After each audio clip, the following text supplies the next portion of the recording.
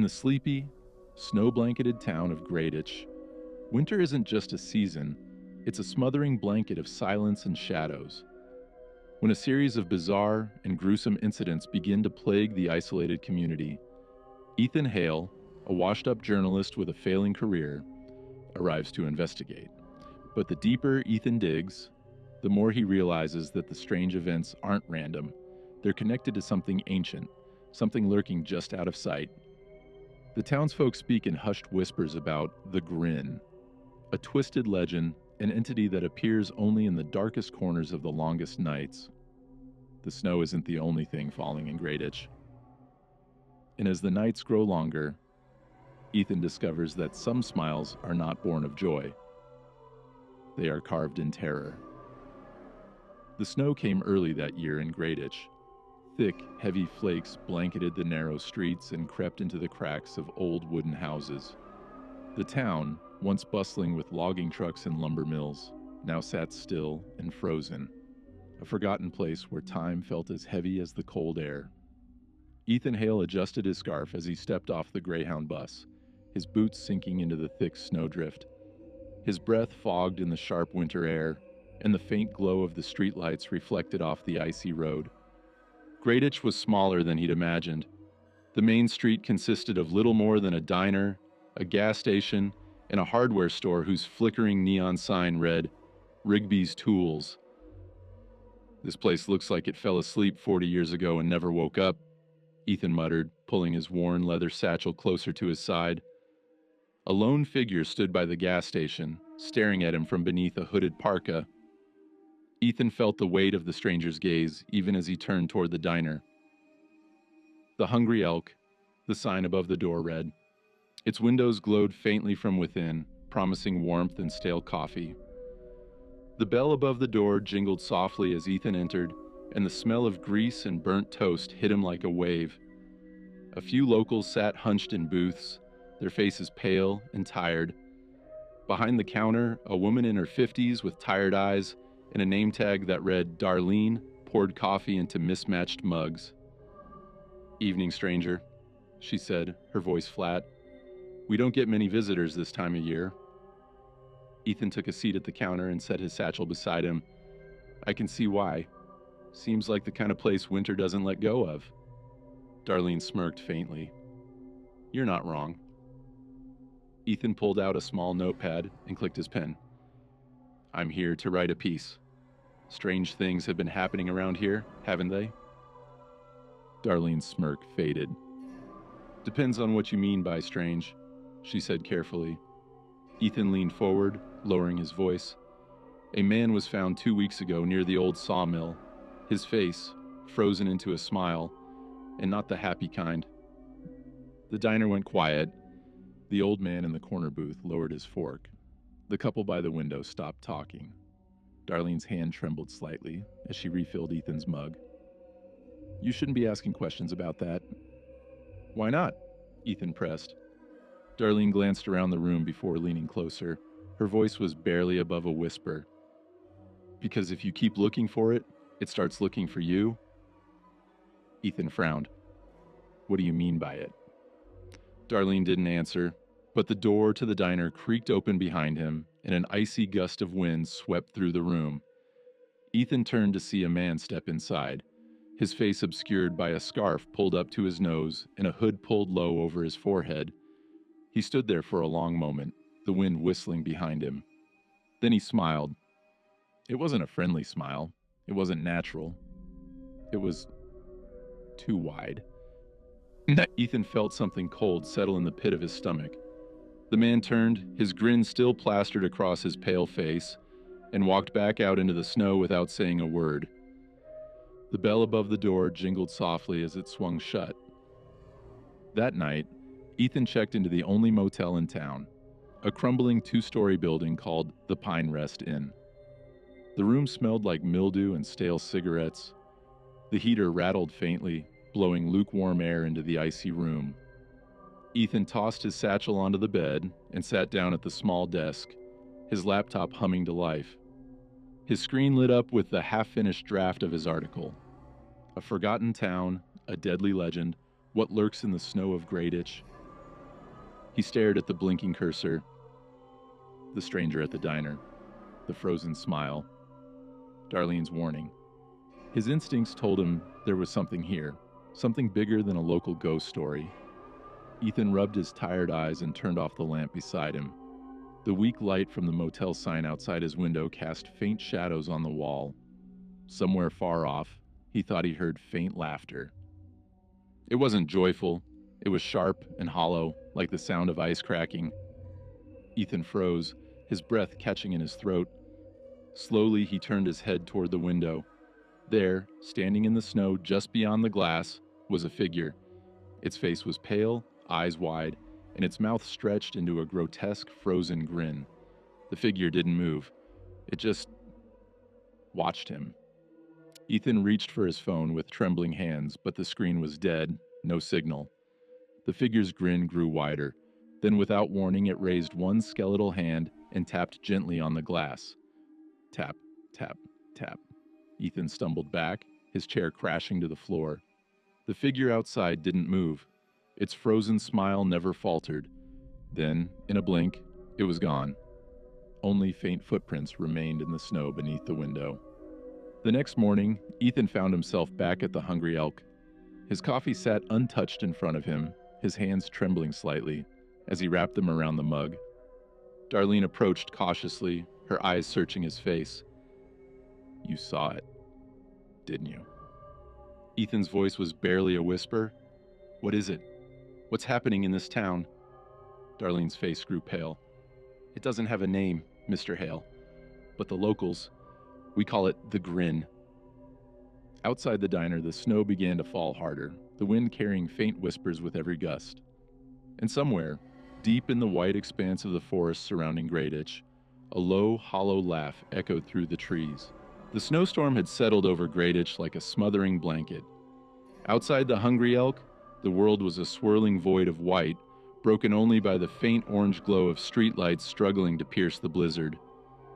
Ethan sat in the diner's corner booth, his laptop open in front of him and a rapidly cooling mug of coffee beside it.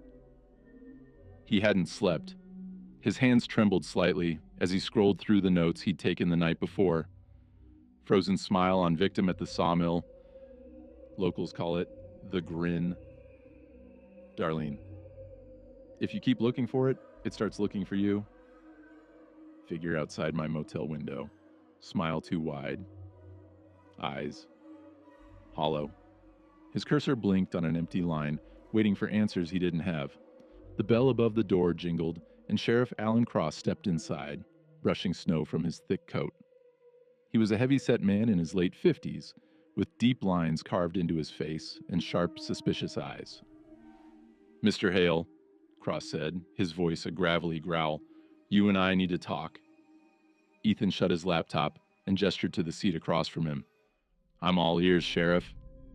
Cross slid into the booth, his gloved hands clasped together on the table. His gaze was sharp, unwavering. "You're poking around in things you don't understand. This town, it has rules. Rules that keep us alive." Ethan leaned forward. Rules like ignoring the fact that something is killing people?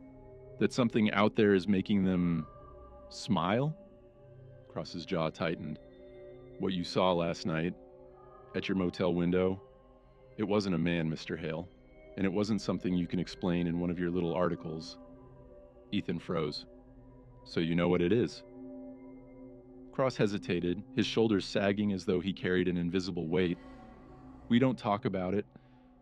Talking about it seems to call it closer." Darlene approached the table with a fresh pot of coffee, her hands trembling slightly as she refilled Ethan's mug. "Sheriff, are you going to tell him about Rigby?" "Nick!" Cross shot her a warning glance, but Darlene stood her ground. "He deserves to know, Alan. It's already looking at him." Ethan's pulse quickened. "Rigby? The guy who owns the hardware store?" Cross sighed and rubbed his temples. "Fine. You want to know the story, Hale? You'll hear it, but not here. Meet me at the old library on Oak Street, midnight, and for God's sake, stay away from the windows." The sheriff stood, adjusting his coat as he turned to leave. "Midnight," he said again. "Don't be late." The bell jingled softly as he stepped back into the storm. 11:45 p.m. Grayditch Public Library. The library was an ancient building, its brick walls covered in frost, and its towering windows blacked out by the storm outside. Ethan's boots crunched on the icy pavement as he approached the heavy wooden doors. A faint flicker of light seeped through a crack in one of the curtains. Sheriff Cross was already inside. Ethan pushed the door open and stepped into the dim interior. The scent of old books and mildew filled the air. The sheriff was seated at a long wooden table in the center of the room, a lantern flickering weakly beside him. "Close the door," Cross said without looking up. Ethan obeyed, locking it behind him. Cross gestured to a dusty, leather-bound journal on the table. Its pages were yellowed, and the spine was cracked with age. This belonged to Henry Rigby, the original owner of the hardware store. He wrote everything down before he disappeared. Ethan opened the journal carefully. The handwriting was cramped and uneven, smudged in places by what looked like trembling hands. March 2nd, 1954. I saw it again tonight, just outside the store window. A man, or something shaped like a man, staring at me. Its mouth, dear God, its mouth stretched across its face like a wound. I turned away for just a moment, and when I looked back, it was closer. It smiled at me, and it whispered something I can't forget. "You'll smile too, Henry. You'll smile forever." Ethan's eyes darted to Cross. "What happened to him?" Cross sighed. "They found his body 2 weeks later in the basement of his shop, frozen solid and smiling." Ethan swallowed hard. "And this has been happening ever since?" Cross nodded. "It comes with the snow, like clockwork. When the blizzards start, so does the Grin." Ethan flipped further into the journal. The final entry caught his eye. March 9th, 1954. It's in the walls now, in the mirrors, in the glass. Anywhere I might see my reflection, I see it too. I don't think I can fight it anymore. It wants me to smile, to join it, to... The final line was smudged with ink and streaked with something darker. Blood. A loud thud echoed from somewhere deep in the library. Both men froze, their breath catching in their throats. "Did you hear that?" Ethan whispered.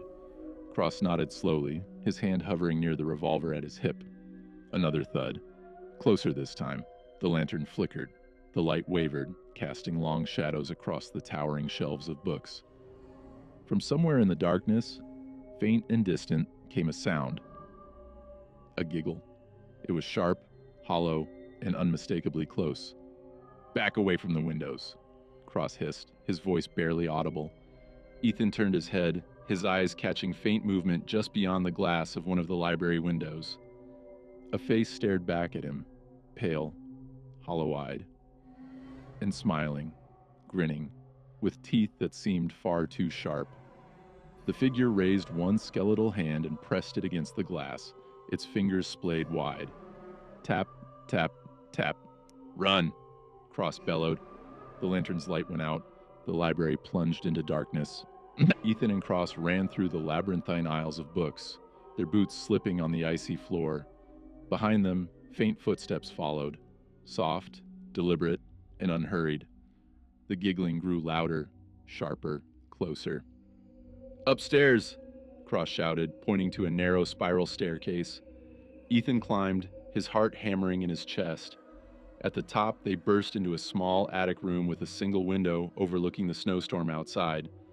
Cross slammed the door behind them and barricaded it with a wooden chair. For a moment, the two men stood in silence, their breath fogging in the icy air. But then, from the darkness beyond the door, came a voice. It was low, gravelly, and impossibly cold. "Smile for me, Ethan." Ethan's knees buckled, and he felt the cold weight of terror settle deep in his bones.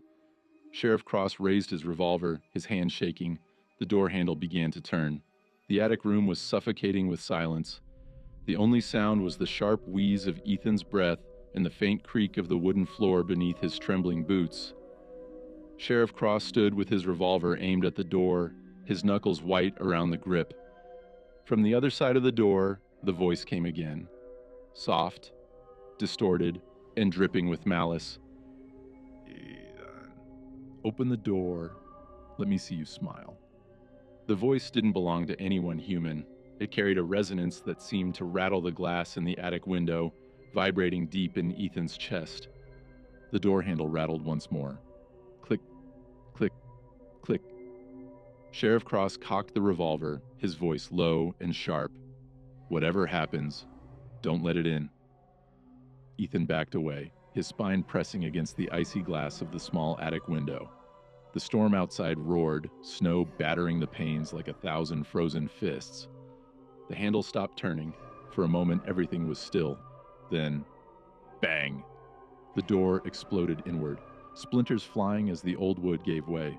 Cross fired 2 shots into the dark opening, the flashes briefly illuminating the thing on the other side.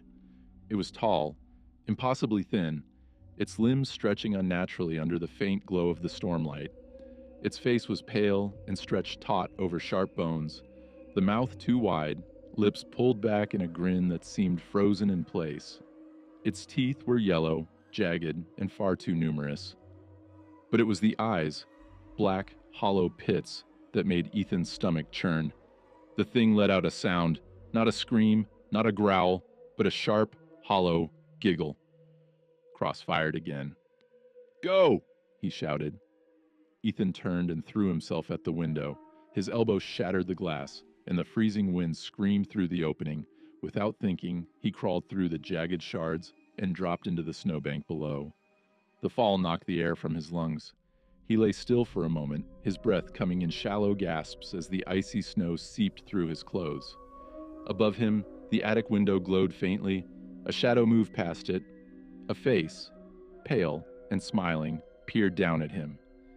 Ethan scrambled to his feet and stumbled into the swirling storm.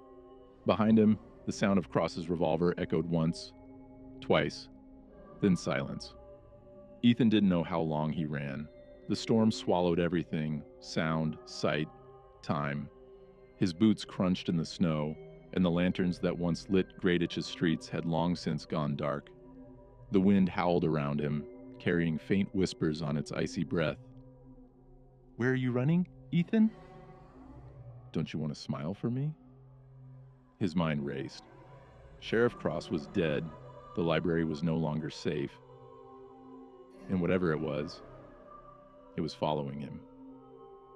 A faint light flickered ahead through the storm, warm, golden, and steady. A house. Ethan stumbled toward it, his legs shaking with exhaustion and terror. The door was unlocked, swinging inward with a faint creak as he stepped inside. The warmth hit him immediately. A crackling fire burned in an old stone hearth. The room was small, but cozy, filled with antique furniture and faded photographs. Ethan slammed the door shut behind him and locked it. His breath came in sharp, ragged gasps as he leaned against the door, his eyes darting around the room. A woman stepped out of the shadows. She was older, frail-looking, with thin white hair tied back into a loose bun. She wore a knitted shawl draped over her shoulders, and her sharp blue eyes studied Ethan carefully. "You've seen it, haven't you?" she said softly. Ethan nodded, his voice barely above a whisper. "What is it? What does it want?" The woman sighed and gestured to a chair near the fire. "Sit down, you're going to want to hear this."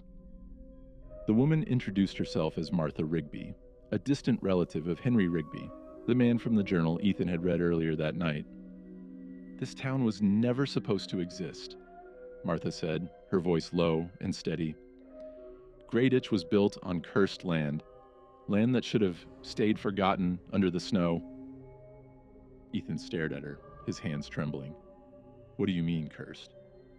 How can land be cursed?"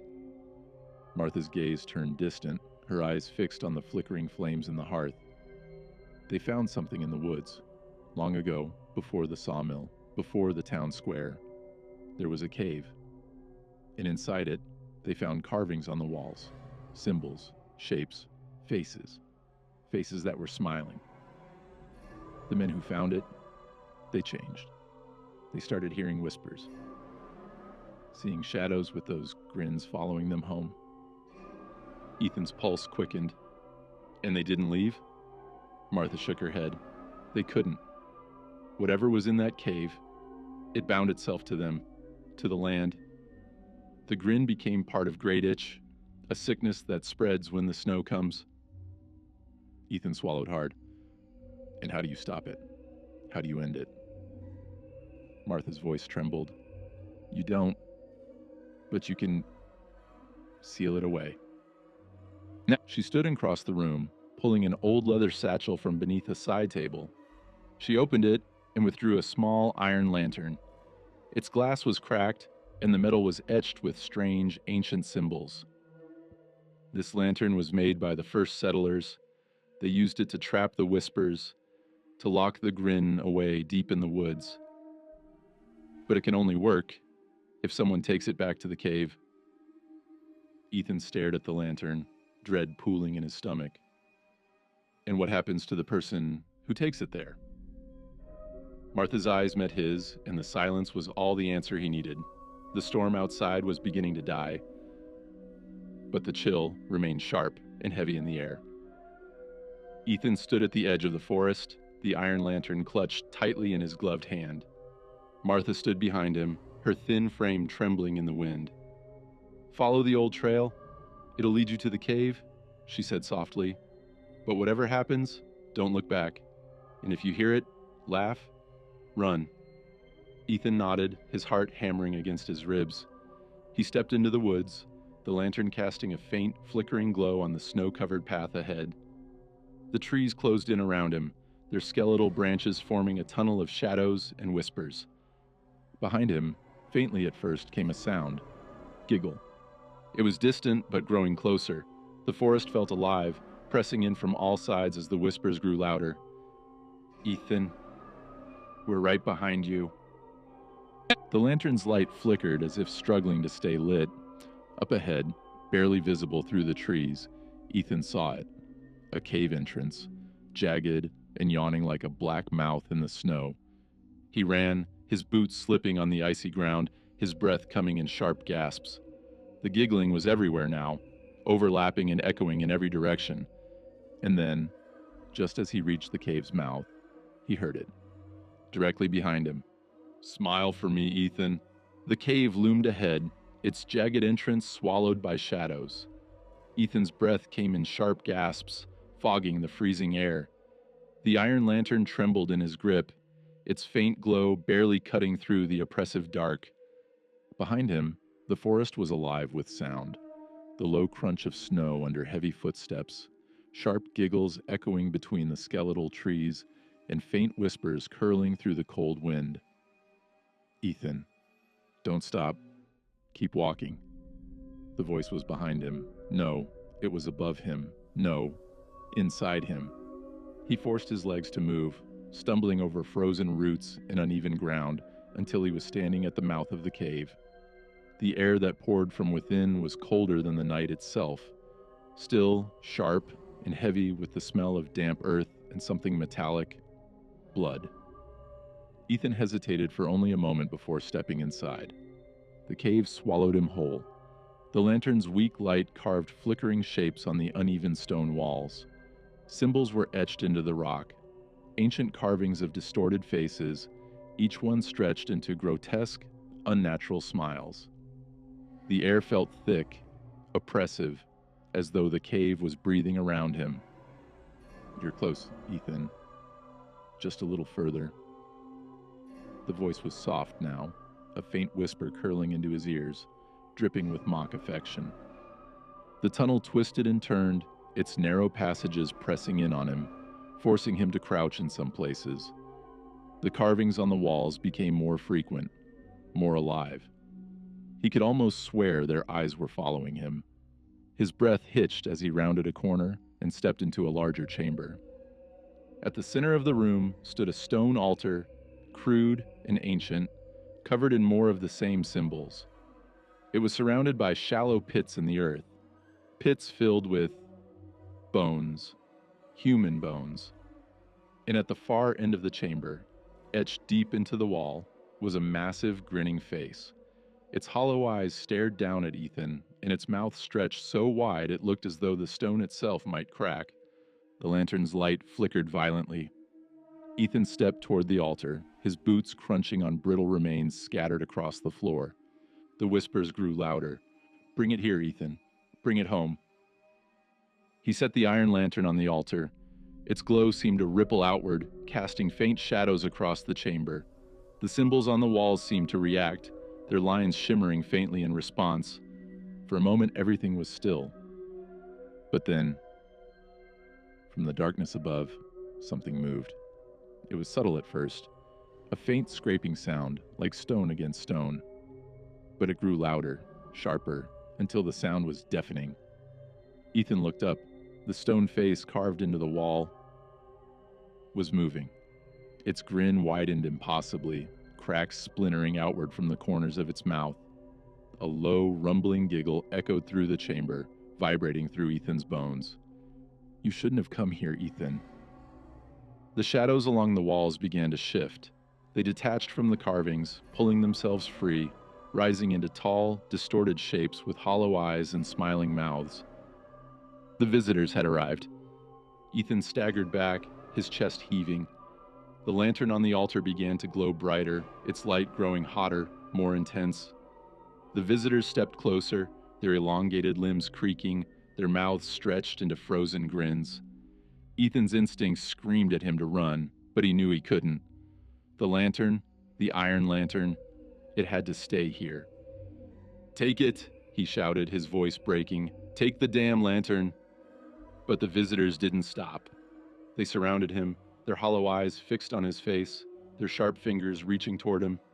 One of them leaned close, so close Ethan could feel the freezing cold emanating from its body. Its mouth opened slightly, and in a voice sharp as glass it whispered, "Smile for me, Ethan." Ethan screamed and lunged for the lantern. Its iron handle burned his palm, but he didn't care. He grabbed it and swung it wildly, its light flaring with every motion. The visitors recoiled, hissing like steam escaping a cracked pipe. The symbols on the altar glowed brighter, pulsating with energy. The air itself seemed to vibrate. From deep within the stone face on the wall, the voice spoke again, louder this time, deafening and resonant. "You cannot lock me away again, Ethan. You cannot escape me." The lantern in Ethan's hands began to shake. Its light grew brighter, hotter, until it was almost unbearable to look at.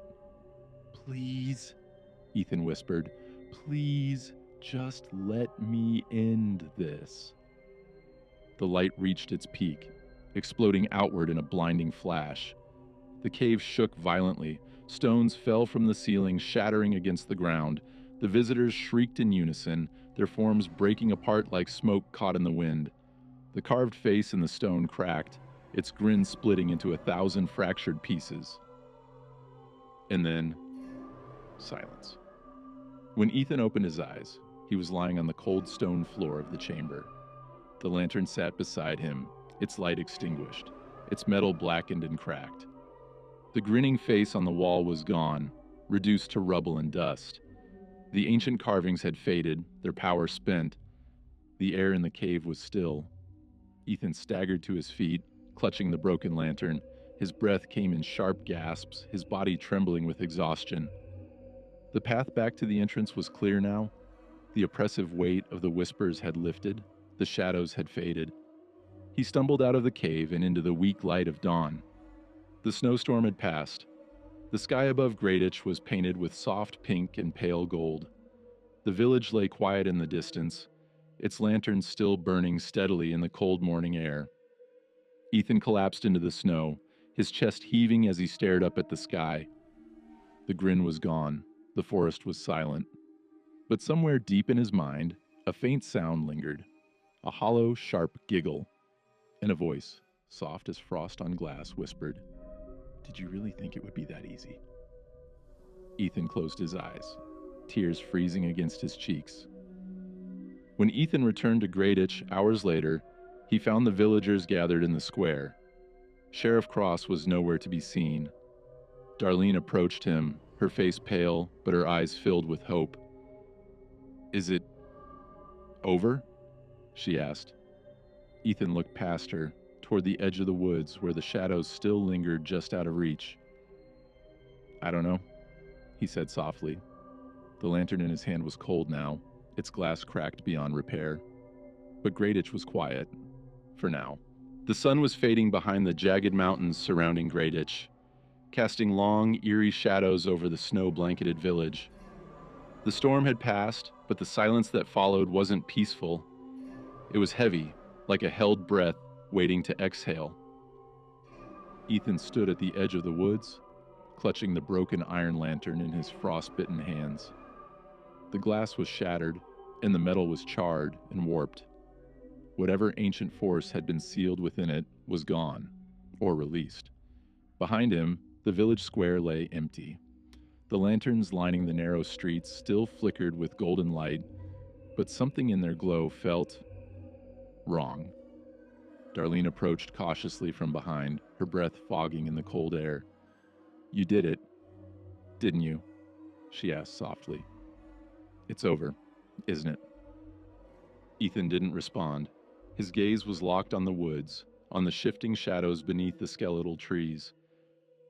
I think so," he said finally, his voice cracking. But even as he said it, he didn't believe it. That night, the Hungry Elk Diner. The diner was nearly empty, save for Ethan, Darlene, and a handful of villagers huddled at the corner booths.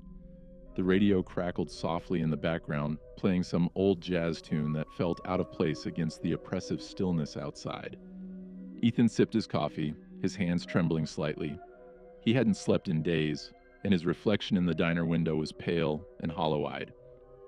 Darlene set down a fresh cup of coffee in front of him and hesitated, her voice low.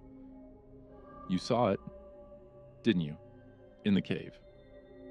Ethan nodded slowly. It wasn't just in the cave. It was the cave. It was everywhere. Darlene sat across from him, her expression tight with fear. "And the lantern, it's broken now, isn't it?"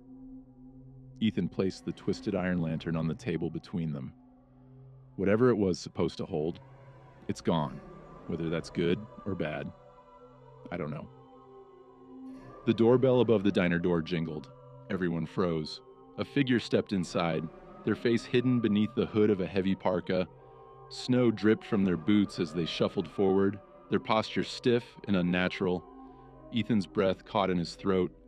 The figure stopped in the middle of the diner. Slowly, it raised its head and smiled. The grin was too wide, the lips stretched to the point of tearing, exposing teeth that were sharp and yellow. The figure's eyes were hollow pits, black and endless, and yet Ethan could feel them staring directly into him. The temperature in the diner plummeted. The air felt thick, sharp, and hungry. "Get out," Darlene said softly, her voice trembling. The figure didn't move. Its grin only widened. Then, in a voice like cracking ice, it spoke. "Did you really think it was over, Ethan?" The lights in the diner flickered. The radio cut out, replaced by faint static, and, beneath it, the sound of distant, sharp giggles. Ethan stood slowly, his chair scraping against the tile floor. "What do you want? What are you?" The figure tilted its head, its grin impossibly wide now, splitting its pale face almost in two. "I am the smile in the dark." The whisper behind the door, the crack in the mirror. "You didn't stop me, Ethan. You freed me." The figure began to laugh. The sound was sharp, hollow, and filled with endless malice. Ethan lunged for the broken lantern on the table, clutching it tightly in his hands. "Get out!" he screamed. "Leave us alone!" The figure's laugh stopped abruptly. It turned its head slightly, as if listening to something far away. Then, without another word, it turned and walked back into the snowstorm outside. The bell above the door jingled softly as it swung shut. The diner remained silent, the air still sharp with lingering frost. An hour later, sheriff's office. Ethan slammed the broken lantern onto the sheriff's desk, his face flushed with anger and fear. "It's not over, Sheriff. It's still here." Deputy Harris, a young man with nervous eyes, stood frozen nearby, his hand resting on the butt of his revolver. Sheriff Cross's office was empty now, his desk still scattered with old reports and photographs of past victims. Sheriff Cross had never made it out of the library attic. Deputy Harris stepped forward cautiously. "Mr. Hale, we don't know what we're dealing with here." Ethan leaned across the desk. "This thing, this Grin, it's not gone. If anything, it's stronger now. And it's not going to stop until it takes this whole damn town with it." Harris's hand shook slightly as he adjusted his belt. "What do we do?" Ethan stared down at the broken lantern, its etched symbols still faintly visible despite the cracks. "We end it. For good this time." Midnight, back in the woods. The forest was silent under the weight of fresh snow. Ethan walked ahead, lantern in one hand and a revolver he'd taken from the sheriff's office in the other. Harris followed close behind, clutching his own weapon tightly. They were heading back to the cave. The woods felt different now, alive in a way that made Ethan's skin crawl. The trees seemed taller, their branches sharper, and the shadows moved just out of reach of their flickering flashlights. Ahead, a faint light glowed through the trees, pale, unnatural, and blue. "The cave's still active," Ethan said softly. Harris swallowed hard. "Do you hear that?" Faint giggles, sharp, cold, from everywhere. Then the bell, a single toll, deep and resonant, cutting through the cold night like a knife. Ethan froze. Harris turned to look behind them, his flashlight trembling in his hand. Something moved in the darkness. A figure stepped into view, pale face, hollow eyes. That Grin, then another, and another. The visitors were closing in. Ethan's voice cracked. "Run!" The final chase was chaos. Ethan and Harris sprinting through the snow, shadows clawing at their backs, hollow laughter echoing all around them. The mouth of the cave appeared ahead, glowing faintly with that impossible blue light. "Inside!" Ethan shouted. They tumbled into the cave, gasping for breath as the laughter faded behind them. The altar was still there, surrounded by the faint remnants of old symbols. Ethan slammed the broken lantern down and began chanting the symbols he had memorized from Rigby's journal. The air crackled with energy. The cave hummed. The visitors appeared at the mouth of the cave, their forms twisting and writhing in the shadows. The lantern flared, one last blinding light that filled the cavern and the night sky above. When the light faded, the cave was silent. The entrance was sealed with thick frost, the symbols glowing faintly in the icy stone. Ethan collapsed beside the altar, his breath fogging in the cold air. Harris sat nearby, staring into the dark. "Did it work?" Harris whispered. Ethan looked up at the frozen symbols, the cave silent and still. "I think so," he said softly. But far in the distance, carried on the wind, came one final giggle,